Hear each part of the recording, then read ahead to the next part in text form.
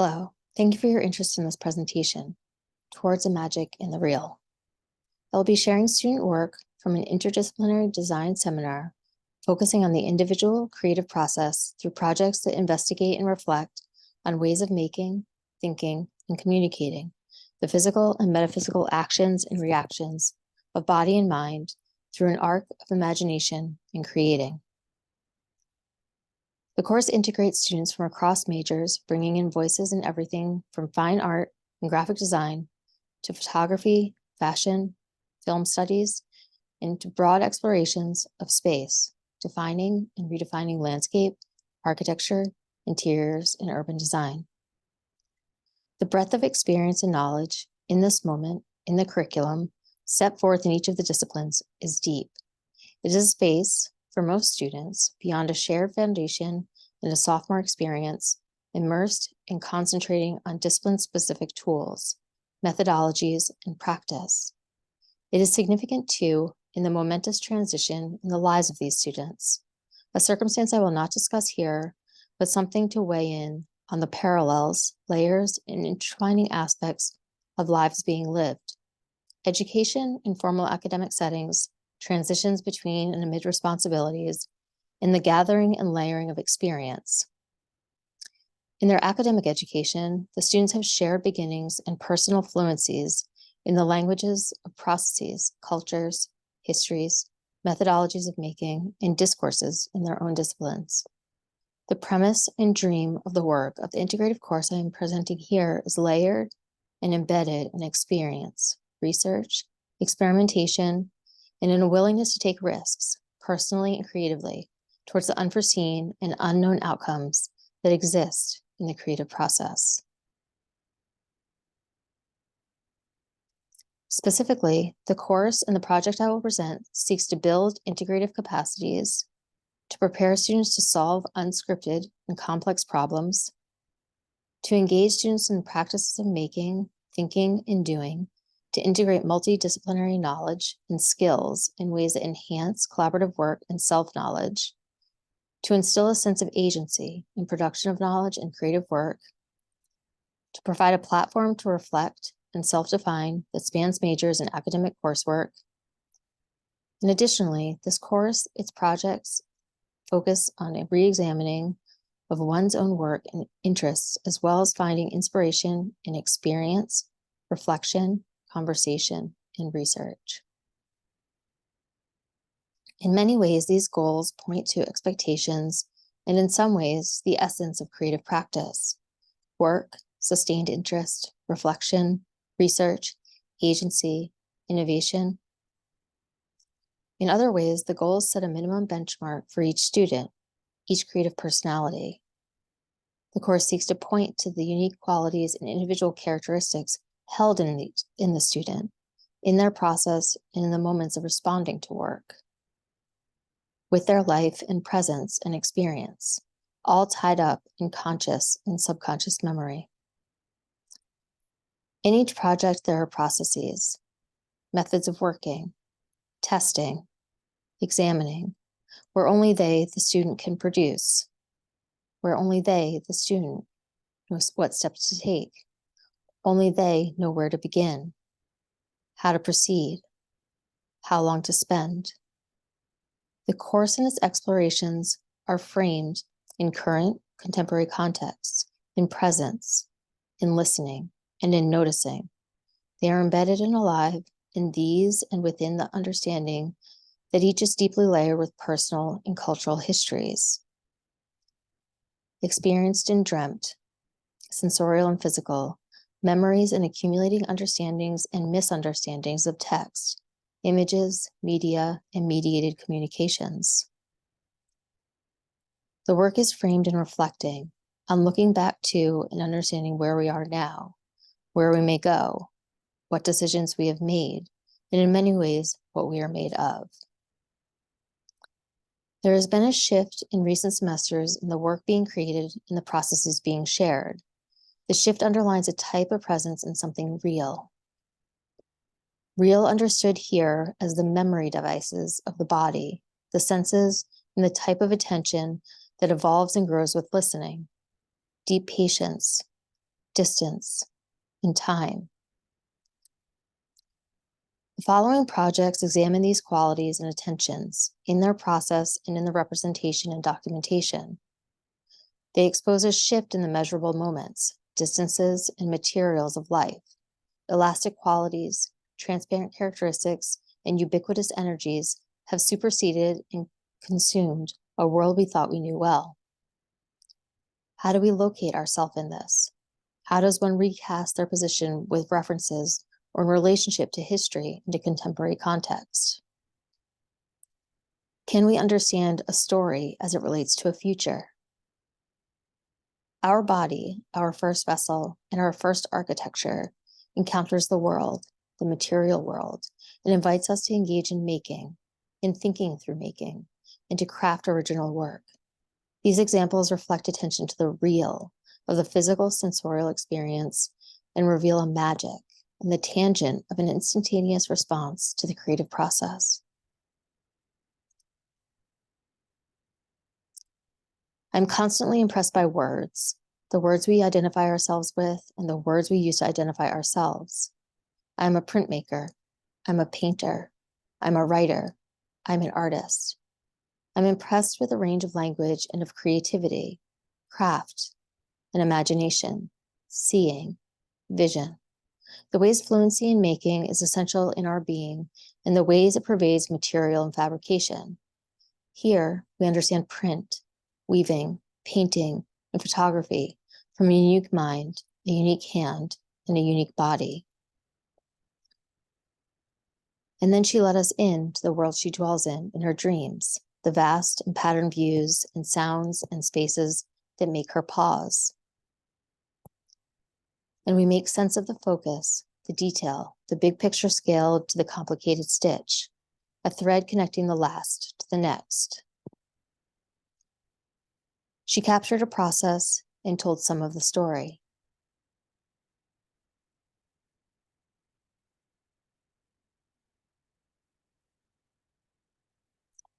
She tells it again, letting us in.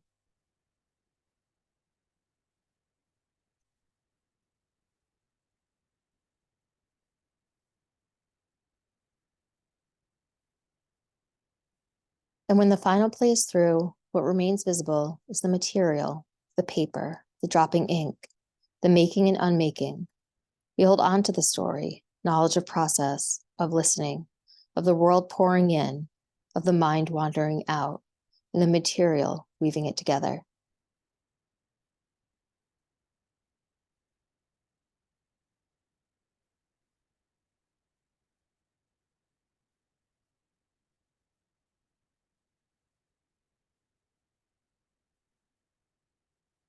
Another student begins with a confession, a sense of pride in collecting, in piles of stuff, an energy in preparation, and the ability to reach for the appropriate tool, a certain adhesive, or a particular item in the moment of necessity.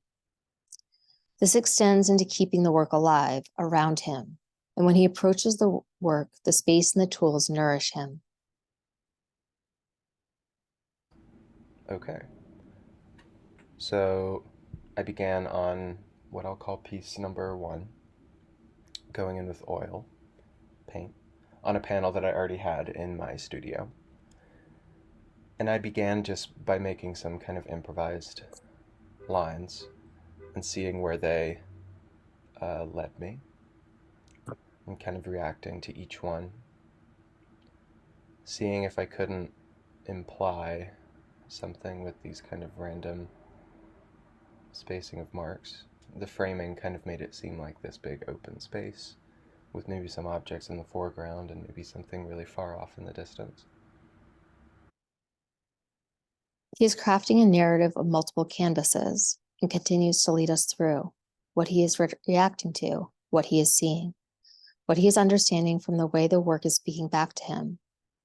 He offers us multiple points of view, seeing the work, his hand, the tools and the media.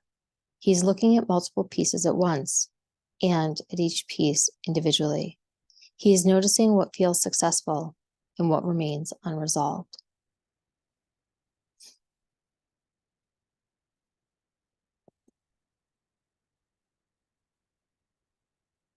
first one that I made, and I really liked the marks, but I still felt it needed one more element, one kind of foreign object, or one kind of something to disrupt what was already there.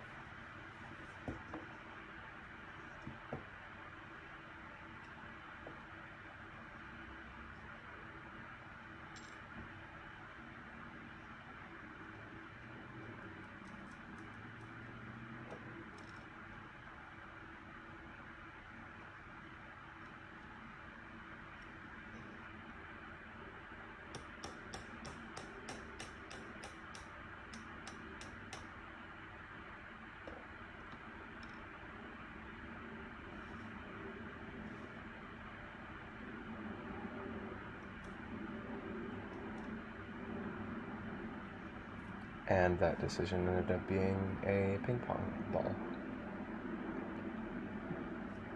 that's held onto the panel with a nail from behind.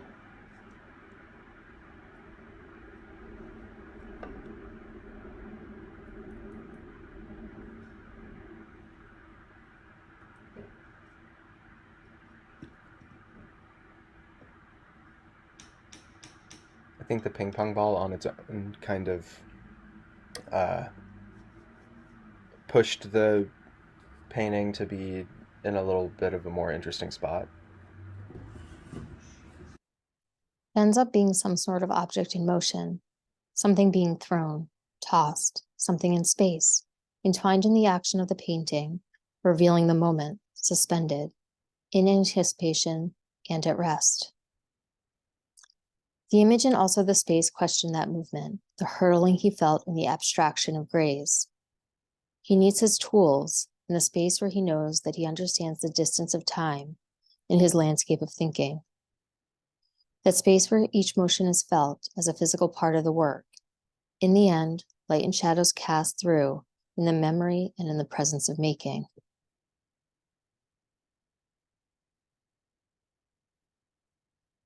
Often in the work, there are words. These are inscribed in different ways through the process. What do these mean to the project, to volumes of work? What is the form of the words? What are the parenthetical notes, the footnotes, the asides, and the notes in the margins?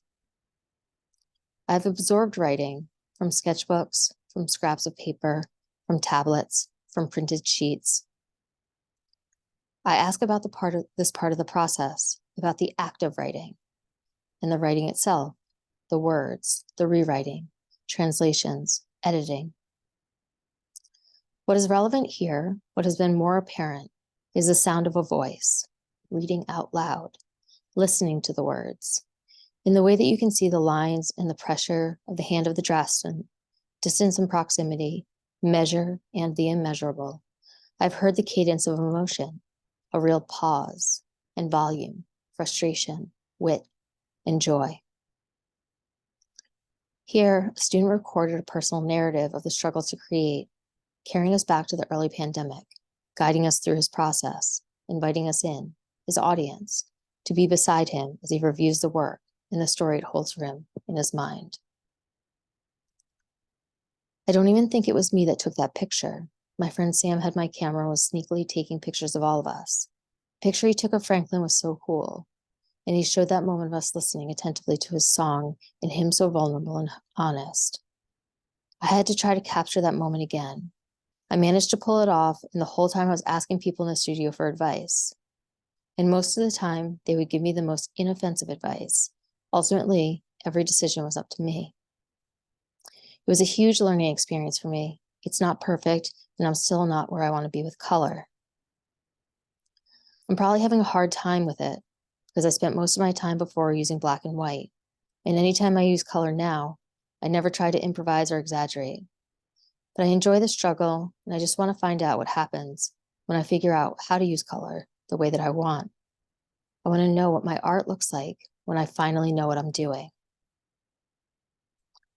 How do these words, these readings, track, reach, or defy some boundary of curriculum? Are these like magnets, pulling puzzle pieces together? Is it an intuition like color, needing form and light and movement? Or the knowledge that the word on the page is only true if it is spoken in one particular individual's voice, the voice of the author, the teller of the story, the writer of the words?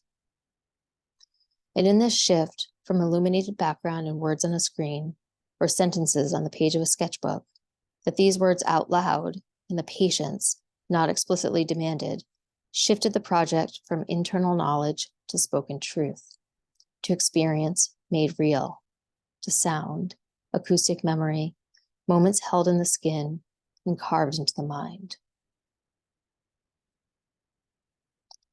The work you have seen is about focusing closely in order to step back, and then to step back again in order to focus differently, see again, and then refocus. It is with multiple points of view, with distance and proximity, in listening deeply and hypersensitivity, that we become attuned to ourselves in order to understand the space, time, and boundaries of communication. The framework of this curriculum invites individual expression in the role of sheer curiosity in order to encounter the physical world as an engagement between oneself, one's senses, one's memory, space, and time. The step beyond requires only that the individual take that step, begin, and search.